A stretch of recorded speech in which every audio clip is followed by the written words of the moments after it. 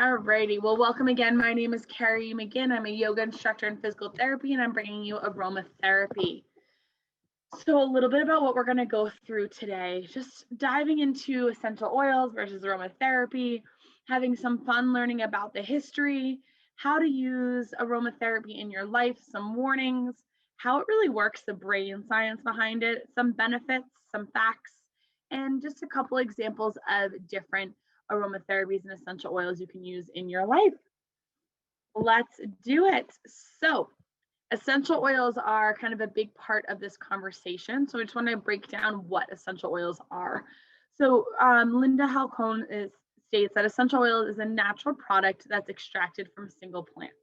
Not all plants have essential oils, but with the plants that do, they can be found in maybe roots, stems, leaves, flowers, or fruits. Each kind of plant is slightly different. So for example, lemon, which we'll talk about, it comes from the rind of the lemon. Rose, it comes from the rose petals. Other essential oils, it comes from the roots. So aromatherapy is the practice of using essential oils in a holistic healing treatment. So they can be used to heal and improve emotional and physical ailments, depending on what you're looking at. The cells that give a plant its fragrance, that smell you get when you walk past a plant, is called its essence. And when the essence is extracted from a plant, it becomes essential oil. Essences are extracted from a plant in all different ways. There's things called cold press, there's boiling, there's all different ways you can get the essence out of a plant. And that is honestly dependent on the plant and what is kind of sustainable and ethical and available for that plant. So true essential oils aren't blended with any other chemicals or fragrances. They're made with a specific process, whether cold press or boiling. There's a couple other different ways, and it doesn't change the chemistry of the plant. That's really, really important. Things like perfumes and fragrances change some of that chemistry. So some of the beginnings of aromatherapy started dating back into kind of Egyptian mythology, Greek mythology, and ancient China. So in Egyptian mythology, Ra was perfume or other fragrances are really considered to be the sweat of the sun. So things like you'll see it spoken of in Egyptian mythology, originally a lotus flower, arisen from the primal waters. Blue lotus flowers, that was kind of a big piece of the Egyptian mythology, as well as cedarwood. Other essential oils spoken about or heard about in this Egyptian mythology, cedarwood, clove, cinnamon, nutmeg, myrrh, they're all part of embalming the dead and part of that process in the Egyptian culture. In Greek mythology, there's a lot of references to perfumes as a gift to the gods. In ancient China, they use scent in a form of incense instead of perfumes to be worn. So incense is another way that's not essential oils to use aromatherapy. Incense is kind of something that burns versus other ways that use essential oils. So Chinese were believed to be the first culture to really use aromatic plants for general well-being, mental, physical, and emotional. There's also knowledge of aromatherapy used in Indian and other ancient cultures and values using fragrances. And a lot of times, in the history of fragrances really were the essential oils, where now fragrances and perfumes mean something different nowadays than they did in our history or in the history of the world. So a little dive into essential oils and how things kind of came about. So in the 11th century, there was a coiled cooling pipe was made. So it allowed the plant vapor to steam and cool, which is how the essential oils was first made. In the 12th century in Germany, Hildegard grew and distilled lavender for its medicinal properties, and we'll talk about what they were. Around the 13th century, the pharmaceutical industry was born. And in the 16th century, essential oils became available at apothecaries. So around this time, perfume became its own unique field, 16th, 17th century. During the beginning of the 20th century, French chemists became interested in the use of essential oils for medicinal use. He usually focused on the aromatic use of essential oils, but his interest furthered when using lavender essential oil after an accident, and he coined the term aromatherapy in 1928. So you can kind of see inklings of aromatherapy and essential oils and plants over the course of history, dating back hundreds and hundreds and hundreds of years ago. So a little bit more on the history and bringing it back to kind of current times. The use of essential oils never ceased, but with the scientific revolution, it was really minimizing the popularity and the use of essential oils in everyday life. In today's world, there's been more awareness about the use of synthetics coupled with increased availability of aromatherapy information, whether it be books and on the internet. There's kind of been this refueling, this reigniting of the interest in essential oils for therapeutic, cosmetic, fragrant, and spiritual use. So this is really just to say that it kind of fell off our radar and it came back. And it's not that we're finding something new, it's that we're kind of revisiting some of these things that were used hundreds of years ago and seeing them kind of in a different time frame, or a different way, if you will. So there's a lot of information out there to kind of support the use of aromatherapy these days. So the really important thing is how to use them. A lot of people, know about scents and things like that. So in terms of essential oils, those essence of plants can be used in a couple different ways. Smelling, using that scent, skin, and ingesting. So the most common way is smelling, using something like a diffuser, and I have one right behind me actually. It can look like, and I'm going to unplug it so you can see a little bit better. It can look like little bulbs here and like in the picture, and you put water and the essential oil inside of it, and then it lets off this mist that is a little bit of water and essential oil. That is one of the most common ways to use it, because you can have good access to a whole room, and it's one of the safest ways to use it is in a diffuser. You can also use it in kind of a nasal inhaler. Picture like if you've ever used a nasal inhaler for allergies. The way you use it is it's a little plastic tube with a cotton wick inside of it, and you put some essential oils in the cotton wick, and then you can inhale it into your own nostrils. They're referred to as aroma sticks. They're really discreet, personal use. They're convenient if you don't want to have a diffuser on, or you don't want to be spraying things on yourself in public.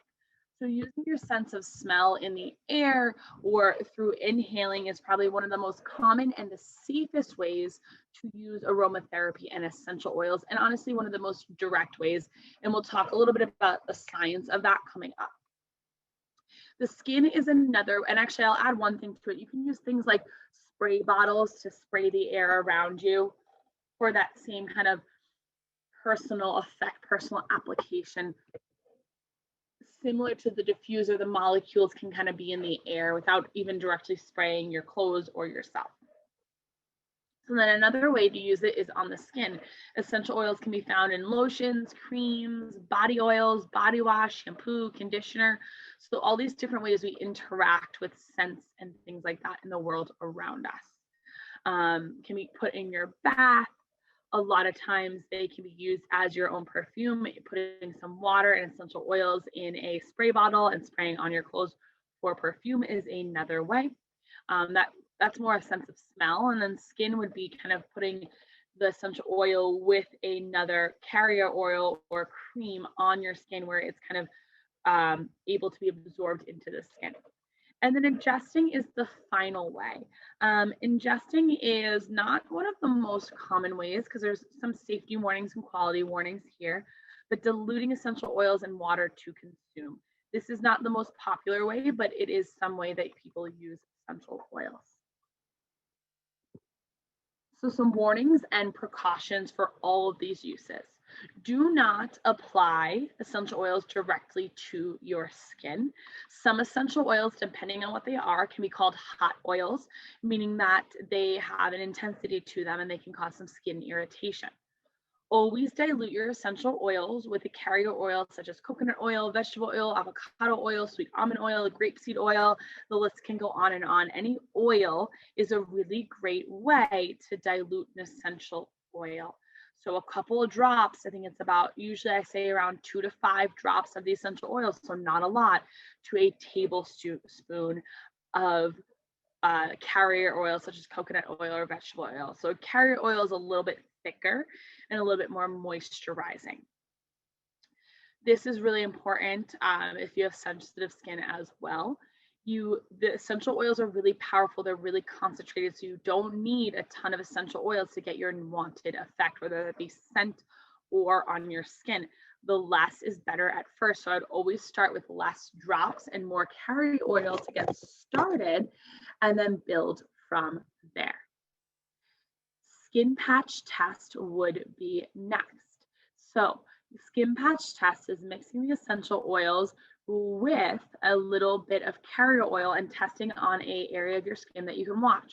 So a frequent area used is kind of the back of your hand or the inside of your forearm, an area that's not too sensitive and that you can cover if needed. So a skin patch test is essentially using the carrier oil, essential oil in that area, a small area, and then noticing what reaction there is. Do not use that essential oil if you get a rash, a skin irritation, any headaches, asthma attacks, any allergy, nausea, any burning, things like that. It's a way to kind of test how certain essential oils react with your body.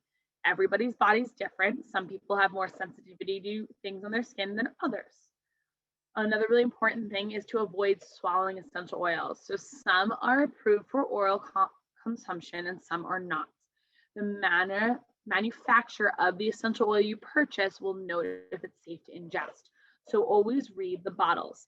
That really has to do with quality and if there's anything else in your essential oils.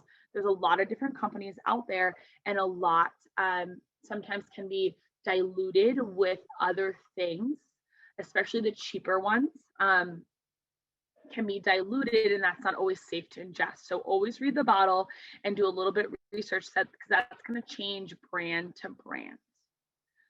And another thing to note is that essential oils work differently on everyone. Essential oils must be used with precaution.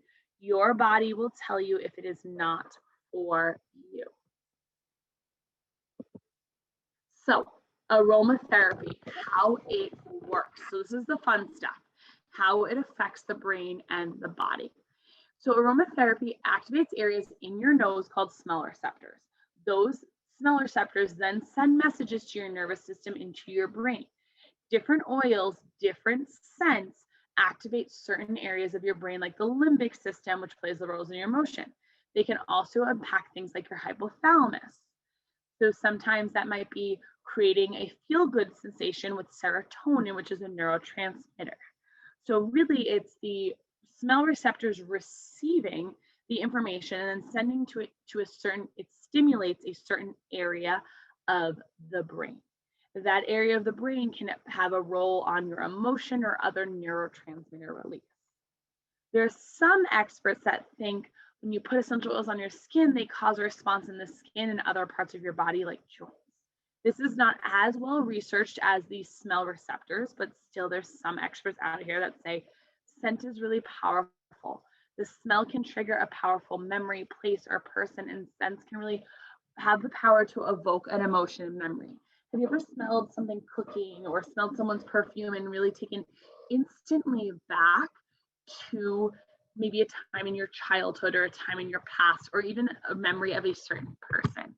So that kind of smell is highly tied to memory and emotion. So sometimes the action of the essential oil is taking you back to that memory and that feeling that you have with that memory, and it directly impacts your nervous system. So this is kind of a really kind of a lot of information here. So I'm going to break it down a little bit. Your olfactory nerve is a nerve in your brain and body that gives us your sense of smell, and it starts from the nose and enters through the skull. It goes directly to your brain. So when those smell receptors of the olfactory nerve are stimulated, so there is a scent. The nerve sends signals to different parts of the brain, like we mentioned earlier, the limbic system, the amygdala, the hypothalamus, all different areas. This can have an effect on emotions, mood, and memory. These areas of the brain also regulate our autonomic nervous system, which can trigger a fight or flight response, which is our fast breath, fast heart rate, raising our blood pressure, kind of getting us ready to tackle things, or it can soothe our nervous system. It can stimulate the parasympathetic nervous system, which soothes our body, relaxes our body. It's the rest and digest system. This is the theory that explains why some scents can trigger us into relaxation and some cannot. And it also explains why it kind of happens quickly. Essential oils like lavender have been shown to react the same way biochemically like anti-anxiety medications because of the way they affect the neuroreceptors and the nervous system. So just some of the underlying science behind aromatherapy and why it can be used in conjunction with our modern medical world.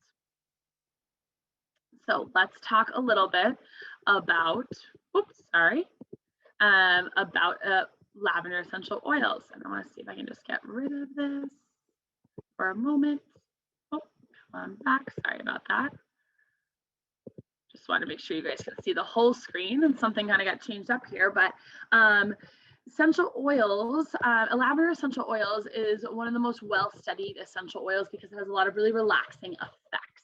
It's also one of the easiest essential oils to kind of extract, and it's sustainable to extract. So lavender essential oil has relaxing effects.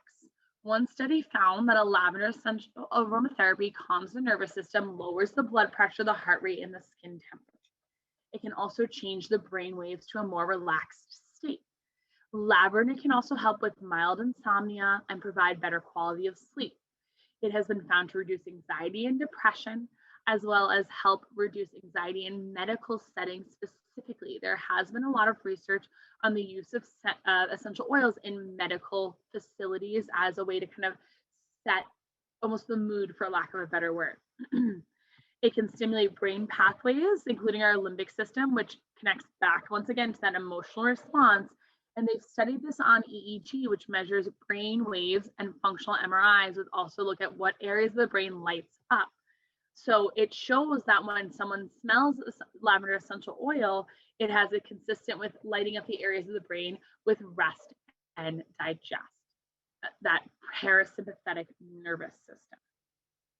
So lavender is one of the most studied and the most well-known essential oils. One thing I like to note though is there are certain people out there that find lavender essential oil more stimulating than relaxing.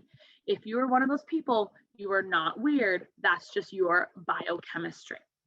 Lavender is anti-inflammatory, it's detoxifying, it's antifungal, it has a sedative effect, antidepressant effect, antiseptic, antimicrobial, antibacterial. So these are just some of the chemical components of lavender and kind of like that biochemistry of it and some of its properties. Lemon essential oil is another really common essential oil. It's also probably one of the least expensive essential oils because it is really easy to extract from the rind. Think about how easy it is to squeeze juice out of a lemon. It's recognized for its refreshing, energizing, and uplifting scents. And it has some properties that are stimulating, calming, astringent, detoxifying, antiseptic. You see all these different properties of lemon essential oil. So it can be great in the diffuser to enhance mood, lower stress. It can be energizing and stimulating, and it can also have some of those other properties.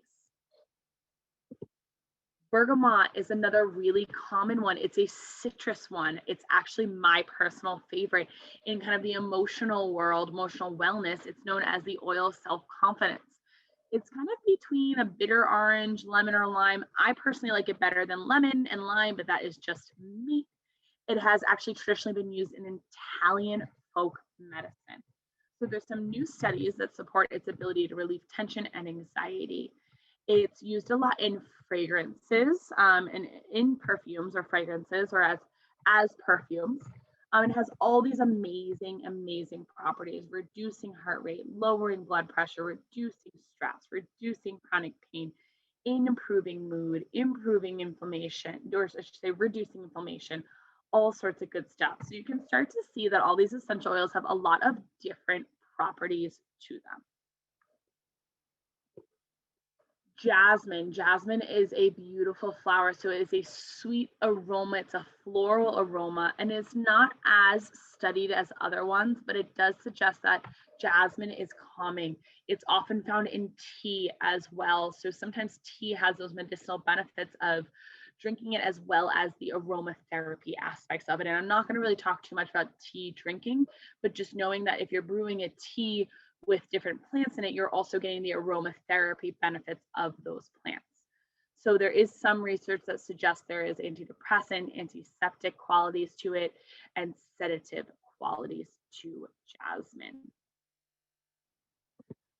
So the top 10 oils, these are the top 10 essential oils that are kind of out there on the market, or the most commonly used. Frankincense is a great oil to kind of decrease inflammation. It's a very expensive oil. It is actually ties back to one of the gifts from the wise men. So it has kind of a history there. We already spoke about lavender and lemon, two very common essential oils that are used on in most, if people use essential oils, they're most commonly used, I should say. Not everyone uses them on a day-to-day basis, but if you use essential oils, they're very commonly used. Copaiba is one that works on your endocrine system. It's a cannabinoid, and it can have relaxing qualities to it. Wild orange is another really stimulating and energizing, uplifting oil that can be used for kind of improving mood. Grapefruit, same thing. The citrus family is really about uplifting mood, energizing, things like that. Eucalyptus is calming, it's soothing, it can help with respiration. I love a couple of, in a hot shower, just dropping a couple of eucalyptus essential oils kind of on the flat shower floor and letting the steam create kind of that diffusion effect. Reminds me like I'm in a spa, even though I'm right at home. Peppermint is another really amazing oil. It is energizing, it's stimulating, it can help soothe headaches and tension. It can help cool the skin if it's hot outside. Peppermint's one of those oils that has a lot of different properties to it. It's also really great to smell when you're having allergies. Tea tree, also known as melaleuca. I think I'm pronouncing that right. I've pronounced it kind of that way for a while, but tea tree, melaleuca, very similar. It has some antibacterial, antifungal effects. It's really great for it is in a lot of skincare products for acne and things like that. And then ginger. Ginger is also a really soothing one. A lot of people know ginger because of ginger tea. And ginger tea is really helpful for soothing the stomach. Alrighty, just some applications of essential oils here. So there's some studies on headaches and essential oils. In the 90s, there were small studies found that dabbing a peppermint oil on a patient's forehead and temples relieved headache pain. There's also studies that support reducing headache pain after applying peppermint and lavender essential oil to the skin. I always say be careful when you're applying it on your head. You don't want to get too close to the eyes. I like temples or behind the ears, and always diluting with a carrier oil. Sleep is not one of the other really well-studied areas of using essential oils. Smelling lavender oil has been shown to improve sleep quality of women after childbirth, as well as patients with heart disease. So you can kind of see the wide range of studies being performed. There was one review that examined 15 studies, and it shows that for most people, lavender oil had positive effects on sleep. So putting lavender essential oil in a diffuser before going to bed can be really helpful. Or putting it in a spray bottle and spraying your sheets can be really helpful for sleep. That's because it has those relaxing qualities to it. Some other uses of essential oils. So many people use them to scent their homes or freshen up laundry. You can kind of put it on a lint dryer ball, put a couple of essential oils on it, and use it as kind of an all natural fragrance for your laundry instead of dryer sheets. They're also commonly used in homemade cosmetics and high quality natural products. So on some natural products out there, you'll see on the I see them in face wipes a lot, actually, or face wipes to take off makeup, like tea tree infused with tea tree oil, infused with lavender. A lot of all natural and sustainable products are now being infused or they have been infused with essential oils over the years, but it's becoming more and more popular and more sustainable. They can also be used in things like candles, room sprays, I think of other things, even body scrubs, body lotions, they can be put in there. Studies has also shown that some oils, such as citronella, can repel certain types of mosquitoes for 2 hours. So that might mean popping citronella in the diffuser. Things like I'm going to butcher the name of this and I apologize. Arboretvitae is also great for bugs. You can find all natural bug spray that has a mix of essential oils like lemongrass and arboretvitae and citronella and tea tree in it. It can be, and the protection time really can vary here depending on skin absorption, depending on sweat, things like that. There's also use of certain essential oils like peppermint and lemongrass and citronella to deter spiders and other insects. I've even seen some research on peppermint for kind of preventing mice and things like that from certain areas. And then back to that skincare, I will say skincare is one of the #1 places that I see essential oils being used a lot. Things like tea tree and lavender are used to reduce acne. They can be really astringent to the skin. The tea tree can be really astringent to the skin, and then lavender can be used for inflammation or redness on the skin. So a lot of the properties it has on our nervous system, it can also have in skin care. So some fun facts about essential oils. Essential oils are actually used by the plants themselves. They're used as their nature's defense mechanism. So there are naturally occurring essential oils in the plants that help. So the rose essential oil in roses help the roses. The tea tree essential oil in the tea tree is helpful to that exact plant. So it is the nature's immune system, nature's defense system for itself. Naturally occurring essential oils in plants help infection control, humidity, things like that, repelling insects, birds, animals. So some of the ways they can help us are some of the ways that it helps itself. Another really fun fact that a lot of people are always worried about when I use essential oils, especially on your skin, are essential oils going to be oily? They do not feel oil. They are called oils because they contain oil-soluble chemicals in the plant. This chemistry gives the essential oils their therapeutic properties and explains why different oils may have overlapping effects in them. So it's the oil-soluble chemicals, not that they actually are like oily, that gives them the name essential oils. Here are just some resources that I use to grab them here. And I am going to open up the floor in just a second to answer some questions. I see a bunch of people popped into the chat, which is awesome. All righty. So good. All righty. So I'm going to just pin my video and go through the questions in the chat and then ask anyone to unmute here. So brands of essential oils that you recommend safe to ingest. I am not,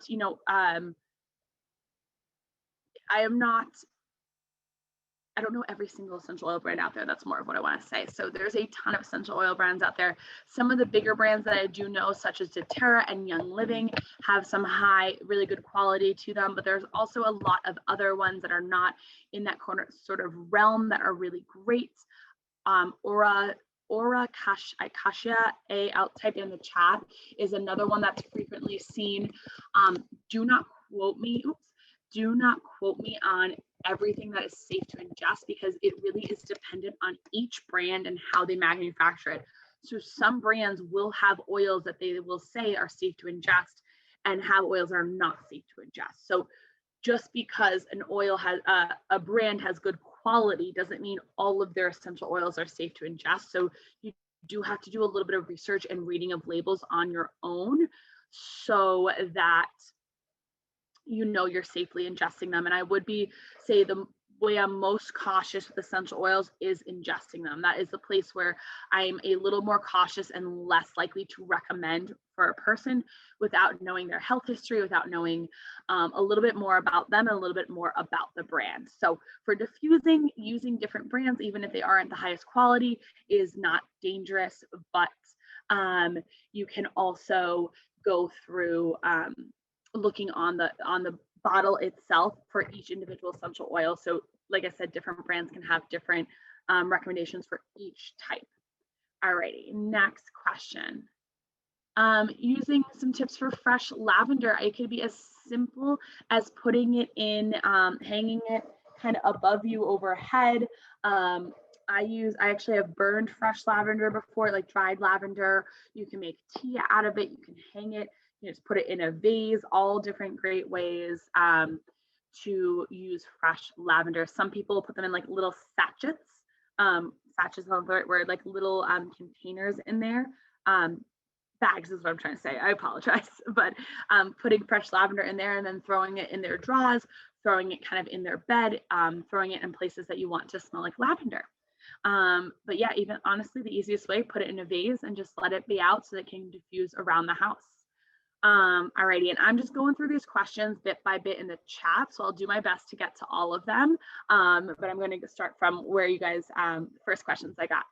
So someone said they're allergic to the smell of lavender flowers, so I'm assuming I should avoid essential oil.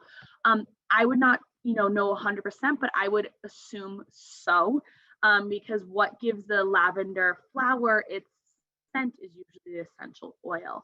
But yes, if you have any allergies to specific flowers, I would definitely check with your doctor first. And if anything, do a skin patch test. But I would be careful if you have an allergy to a certain flower. You will probably be allergic to the essential oil as well. What could you put in tea? Well, so tea is usually made up of petals of flowers. So you're already kind of getting some of those essential oil benefits by just the tea itself. So whether it's the roots, the flowers, the stems, the leaves, you're getting kind of, your tea is a way to extract some of those properties. So you don't necessarily need to add anything else to tea because you, depending on what is in your tea, you already have some of those properties. In terms of ingesting, and tea is made to ingest, so it's a little bit of a safer way to get the same properties of essential oil. In terms of ingesting kind of lemon essential oils, that is once again brand dependent, and I would always read the bottle. Like I said, I just don't know every brand out there, and the research kind of changes and the manufacturing changes. So I would start with some of the bigger brands and then look at some of the smaller brands and always read the bottle. Beautiful. What advice do you have for beginners to start using essential oils? That's a great question. So really my biggest advice is it can get overwhelming because there's actually a lot of essential oils out there. There's a lot of information out there. There's a lot of research. I would pick one essential oil that is calling your name. So even if it's one of the ones we mentioned today, lavender, bergamot, jasmine, peppermint, tea tree, pick one and do a little bit of a deep dive on it. And what I mean by that is diffuse it, smell it, notice how it makes you feel. Even take a little piece of paper or on your computer, have a little journal and start to just notice the different properties of how it makes you feel. Because once again, essential oils have a different effect on everyone. And that is something important to notice. So start to notice how it affects you. And then, at the same time, do research, look into different books, look into Google different things and start to think of different ways you can use that essential oil. I always recommend getting comfortable with one or two oils before trying to master all the oils. So it could be as simple as using lavender for relaxation and restoration and lemon for energizing, and just start there. And then start to branch out and try new things. That's also a great way to do it without spending a ton of money on essential oils and different, things that you can be playing with. It's all fun to play with it, but start small so it doesn't get overwhelming and so your system doesn't get overwhelmed. I would also recommend just starting with a diffuser instead of worrying about ingesting or putting it on your skin. Once again, the diffuser is the safest and easiest way to use essential oils. So it is going to be a great way for beginners to start exploring. Another comment here. My sister's mother-in-law uses flower directly. Yep, for rose in her tea and boils it. So yeah, so it, and that's a little bit different. That's a little bit different than just aromatherapy. That has a little bit more kind of going into herbalism and medicinal properties. But when you boil a flower, you are extracting some, you're getting some aromatherapeutic benefits to it, because the hot water and the steam are bringing that scent up to your nostrils. So yeah, I myself, it's not essential oils, but it's using similar properties. So I myself will pick herbs and things from my garden, dry it, and use it for tea. And not only does it have the medicinal properties of the tea, which we didn't really go into today, and isn't really necessarily my area of expertise. I would talk to an herbalist about that. But also it has some of that aromatherapy properties to it. Yep, and spiders. So you will have access to the recording through your employer group. That will not be coming directly from me. And I will share my screen at the end so I can get through all the questions. What other alternatives I feel dazzling while using a diffuser? Would you mind elaborating on what dazzling means so that I can better help that question? I'm not quite sure exactly what dazzling means in that context. So if you don't mind either unmuting yourself or popping in the chat to elaborate on that question. I appreciate that. Yes, and the recording is posted on the Tufts YouTube channel sometime later this week. Thank you for sharing that, Shannon. Essential oils to help with scars. So I'll be honest, I don't know all of those off the top of my head, but things that are good for your skin, things like lavender and tea tree. There are some other ones that are specific to scar maintenance, but I'll be honest, I don't know them off the top of my head. There are literally hundreds and hundreds and hundreds of essential oils out there. So that's why I always recommend starting small, but lavender and tea tree are always really great ones for the skin to start with. Awesome. Oh, dizziness, that's okay. So if you feel dizziness while diffusing, I would be cautious I would kind of infer a little bit more about what is causing the dizziness. Is it when you're diffusing a certain oil? Is it when you're diffusing all oils? Is the dizziness because of the scent, or is it because of the humidity? That would require a little bit further investigation and potentially checking in with an allergy test or with a doctor. It could, dizziness could be a sign of an allergy to a certain essential oil. Dizziness with just using diffusers with any essential oil, I'm not quite sure what the root cause of that would be. So I would be careful to use any essential oils that cause dizziness, either in a diffuser or on your skin, or even in a spray bottle. But an alternative, like I mentioned previously in the slide, to a diffuser would be like a nasal inhaler, or putting it in a spray bottle like so, and misting the air with the essential oil. But like I said, I'd be really careful if you're having dizziness with diffusing, because in my experience, that doesn't come from diffusing itself. That could be more from the chemical properties of a specific essential oil or something like that. I hope that's helpful. But yeah, I would investigate that a little bit further before trying alternative methods other than diffusing. And if any of my answers are not helpful, please let me know. I'll do my best to kind of clarify as well. Alrighty, any other questions? If not, I will share my screen in just a moment. And I will be honest, that is the reference section is just a brief reference. There's a couple other books out there I'd look at. I'll pop them in the chat. Things like Essential Life is a great book. I'm blanking on the other book that I use all the time. But there's some really great, Essential Aromatherapy is another book as well. It's like, I know there's one that's around the same lines. Those are two books that are really helpful, as well as Emotions and Essential Oils. I know they seem really simple, but those are some great books that you can have. But I'm just going to hang tight for one more moment, see if there's any other questions, and then I'll put up that resource slide in just a moment. But the resource slide will also be in the recording if you need it. Any other questions, my friends? Alrighty, I'm going to share my screen for just a minute or so. Beautiful. And these are just some of the references, not by any means an extensive list, but just some out there. And these are all websites. There's a lot of, these do not have the exact research articles on them, but there are plenty of research articles out there. I did not leave them all in the resource area because that would be here forever. Awesome. Alrighty, I'm going to come out of this. Like I said, that will be in the recording as well. Last few minutes, any questions that I can help you out with, please let me know.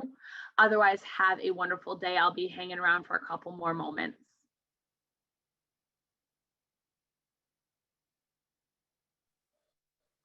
And oh, one other thing, there is going to be a survey. Sorry, I almost forgot.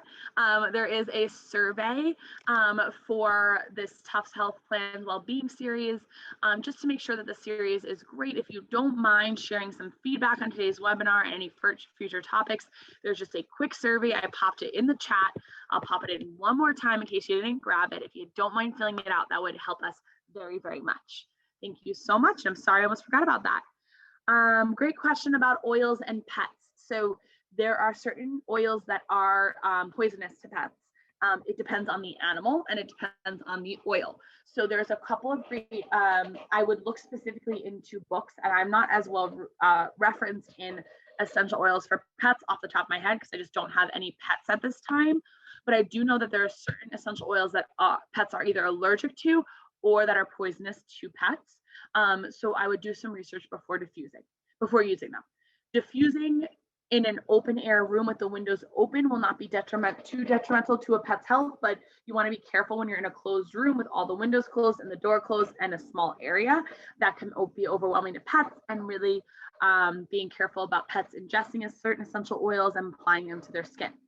On the flip side, there are really great essential oils for pets' skincare and things like that, and anxiety. There are certain vets out there that specialize in essential oils for vets. And there is a new book that came out, and I'll be honest, I don't remember it off the top of my head, but if you Google essential oils and pet care from vets, it should come up in your Google search. Apologies that I don't have that one off the top of my head. I'm more well-versed in people and essential oils, but I do know there is some precautions for pets. I hope that's helpful. Awesome. Thank you so much for all your questions. I'll stick around for like another 2 minutes. Otherwise, have a wonderful, wonderful Wednesday.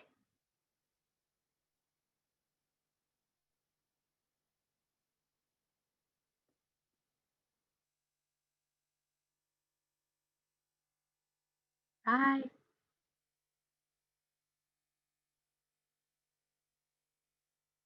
Have a great day, everyone.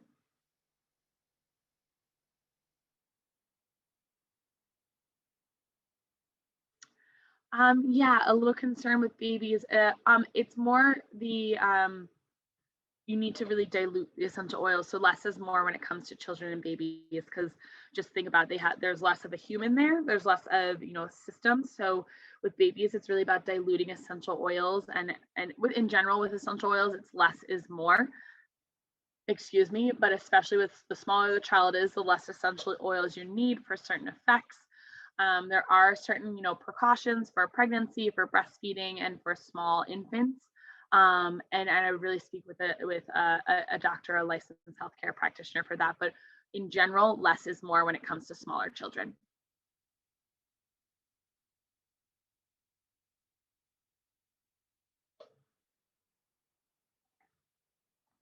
Alrighty, well, happy Wednesday. Thank you so much for joining. And please fill out that survey if you have a chance. Have a great day. Bye.